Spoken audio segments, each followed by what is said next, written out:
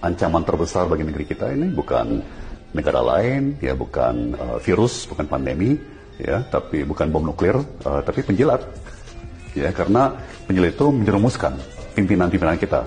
Ya.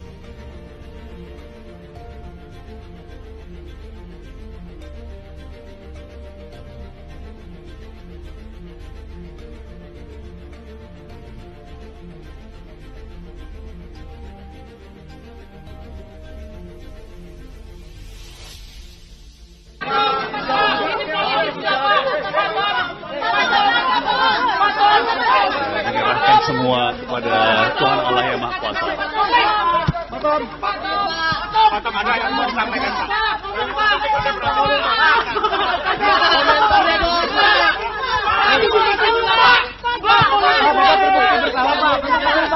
Apakah tidak ada muatan politis ya Pak terkait ini Pak? Iya Pak. Ada muatan politis Pak. Assalamualaikum warahmatullahi wabarakatuh. Semoga saya jumpai Anda dalam keadaan sehat dan tak kurang satu apapun. Orang terdekat Anies Baswedan, yaitunya Tom Lembong, ditetapkan sebagai tersangka tindak pidana kasus korupsi yang mengakibatkan kerugian negara sebesar 400 miliar rupiah.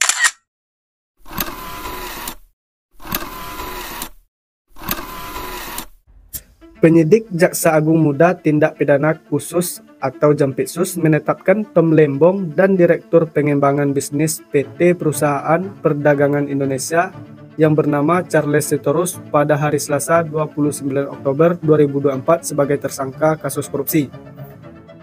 Jampitsus mengatakan status saksi dinaikkan menjadi tersangka karena telah memenuhi bukti tindak pidana korupsi terkait impor gula di Kementerian Perdagangan, kata Direktur Penyidik Jampitsus Abdul Qohar.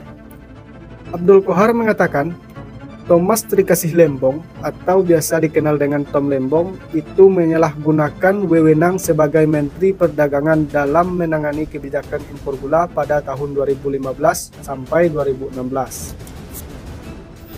Tom Lembong memberikan izin persetujuan impor gula kristal mentah untuk diolah menjadi gula kristal putih sebanyak 105.000 ton. Abdul Qohar menjelaskan, sesuai keputusan Menteri Perdagangan dan Menteri Perindustrian nomor 257 tahun 2014, yang diperbolehkan melakukan impor gula kristal putih adalah badan usaha milik negara. Akan tetapi, Tom Lembong disebut justru memberikan persetujuan ke perusahaan swasta untuk melakukan impor tersebut. Dan impor gula tersebut juga tidak melalui rapat koordinasi dengan instansi terkait, serta tidak adanya rekomendasi dari Kementerian Perindustrian guna mengetahui kebutuhan gula dalam negeri.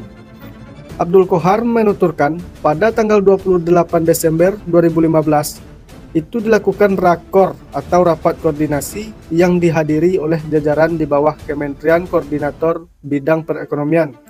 Salah satu pembahasannya yaitu Indonesia pada tahun 2016 akan kekurangan gula kristal putih sebanyak 200.000 ton.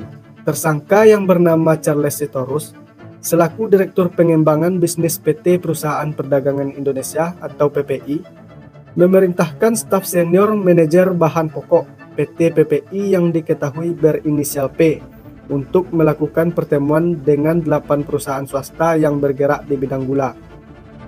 Padahal, dalam rangka pemenuhan stok dan stabilisasi harga, harusnya yang diimpor adalah gula kristal putih secara langsung, dan yang diperbolehkan melakukan impor tersebut hanya BUMN. Abdul Qohar mengungkapkan, izin industri 8 perusahaan swasta yang mengelola gula kristal mentah menjadi gula kristal putih itu sebenarnya gula kristal rafinasi yang diperuntukkan untuk industri makanan, minuman, dan farmasi.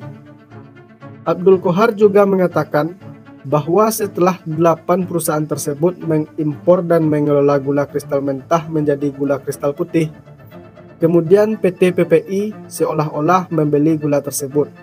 Padahal sebenarnya gula tersebut dijual oleh perusahaan swasta ke pasaran melalui distributor yang terafiliasi dengan perusahaan tersebut.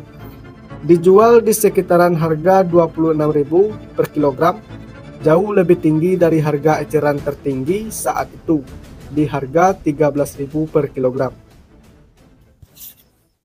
Jika kita mencoba mengingat kembali, Tom Lembong ini adalah mantan ko-kapten timnas Anies Muhaimin di saat Pilpres kemarin.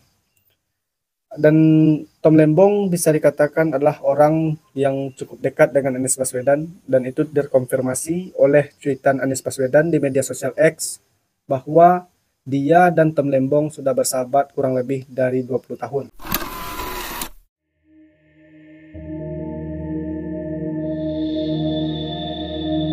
Ini tentu sangat mengejutkan sekali dan menimbulkan pro dan kontra di tengah masyarakat. Dan jika kita mengamati percakapan di media sosial, itu sangat terlihat ada kubu yang mengatakan bahwa ini adalah risiko Tom Lembong yang berada berseberangan dengan pemerintahan. Dan ini terlihat dari cuitannya Ges Khalifa yang dikenal juga sebagai orang dekatnya Anies Baswedan.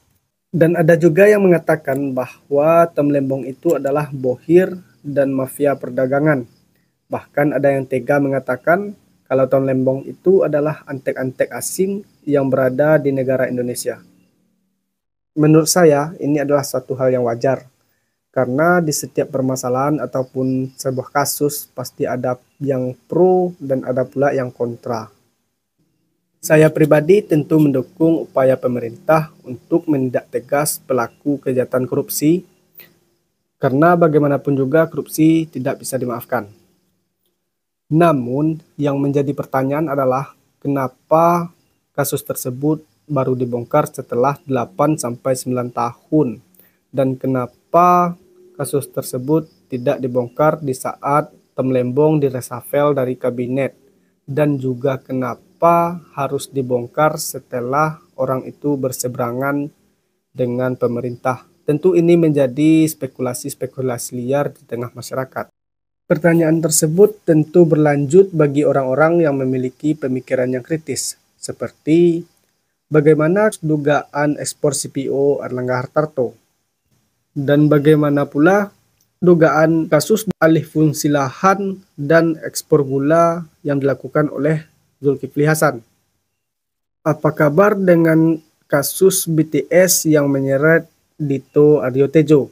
Dan dugaan kasus Kementerian Ketenagakerjaan dan kasus kardus durian yang dilakukan oleh Muhaimin Iskandar seolah-olah tidak terdengar lagi. Bagaimana dengan dugaan kasus izin tambang yang dilakukan oleh Bahlil, seolah-olah kasus itu menghilang dari permukaan bumi? Apa kabar dengan dugaan kasus food estate dan pesawat bekas yang dilakukan oleh Prabowo? Apa kabar dengan kasus Khofifah dan Emil Dardak yang sempat digeledah oleh kejaksaan waktu itu, namun sampai hari ini tidak terdengar lagi? Belum lagi kasus Blok Medan yang melibatkan anak dan menantu Jokowi. Dan jangan lupa kasus gratifikasi yang dilakukan oleh anak buntut Jokowi, yaitu Kaisang Pangarep. Siapapun yang melanggar hukum harus diproses, karena kami sebagai rakyat kecil menginginkan hukum digunakan untuk menegakkan keadilan, bukan untuk memukul lawan politik. Apakah sandra menyandra dalam kasus itu fakta terjadi? Karena pola-pola seperti itu selalu terjadi di dalam pemerintahan setidaknya 10 tahun terakhir. Jika ada di antara teman-teman yang mau menambah pertanyaan saya tadi atau mau menjawab pertanyaan-pertanyaan saya tadi, silahkan ditulis di kolom komentar. Dan jika kalian merasa video ini bermanfaat, jangan lupa like, subscribe, dan share agar channel ini terus berkembang. Semoga pemerintahan ke depan tidak melakukan hal yang sama, dan pidato Prabowo kemarin menentukan bahwa pemberantasan korupsi akan semakin tegas ke depannya. Sangat tergantung dengan apakah ada bukti permulaan yang cukup setidaknya diperoleh dari dua alat bukti untuk menentukan seseorang menjadi tersangka atau tidak. Setiap kemungkinan itu ada, tetapi tentu harus mengacu kepada hal tersebut. Nah, terkait dengan kerugian keuangan negara yang sudah disampaikan bahwa ini kan akan terus dihitung, ya, dihitung untuk pastinya seperti apa. Dan mengenai aliran dana itu akan didalami juga, ya, apakah karena kalau kita lihat kan tersangka sebagai regulator, ya, bersama dengan dari PPI dan perusahaan-perusahaan itu. Nah, apakah ada misalnya di situ unsur aliran dana, tentu nanti akan terus didalami. Nah, hingga saat ini belum.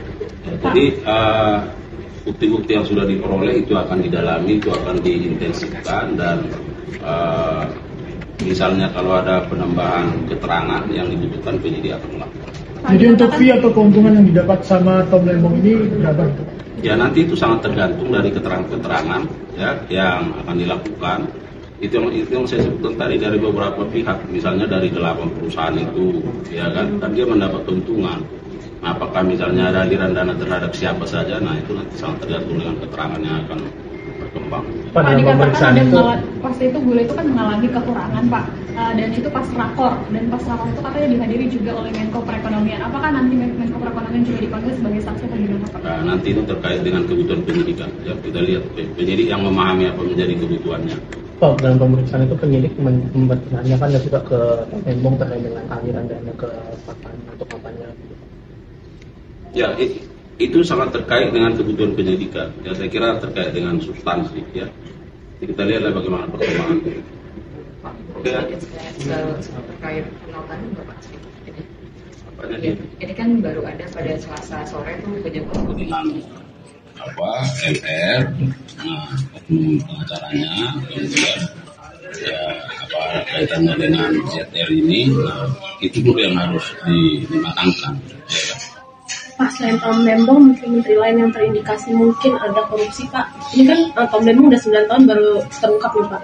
Menteri lain, Pak, Erlangga, kasus CPO. Jangan berandai-andai lah. Ada pemeriksaan lain nggak, Pak, menteri lain? Dugaan lain? Nggak ada ya, Pak? Kan ini semua menteri perdagangan setelah Tom Lembong ini juga akan terbuka diperiksa kan menteri perdagangan. Kan udah jelas kemarin tempusnya itu 2015-2016 dalam kaitan dengan yang bersangkutan sebagai regulator, ya kan? Nah, 2015 itu sudah jelas ada rapat bahwa kita surplus gula, tapi diberikan izin. Itu dia mulai terbuka PMH-nya. Ya. Pak, itu aset-aset Tom Lembong ada yang disita belum sih, Pak? Belum tahu. Ya. Pak, kalau kemarin konfirmasi, Pak, apakah ada penggeledahan di rumah si Jarod lagi di Senayan? Tadi sudah jelas, Pak, penyidik memastikan, ya kan, apakah masih ada yang tertinggal, ya kan, dan kan akan terus di dalam, ya. Kalau ada informasi lain, ya, Pak, ini terkait Tom Lembong ini, apakah ada aliran dana ke Pilpres kemarin atau gimana, Pak? Nah, itu penyidik yang paham, tapi ya saya nggak tahu lah. Ya. Pak, kalau soal yang Zaro, Pak, bakal ditelusuri nggak sih, Pak, unsur TPPU-nya, Pak? Pasalnya kan sudah jelas kemarin itu kan. Nah, pasalnya itu pasal suap atau gratifikasi, ya. Di pasal itu dia, ya.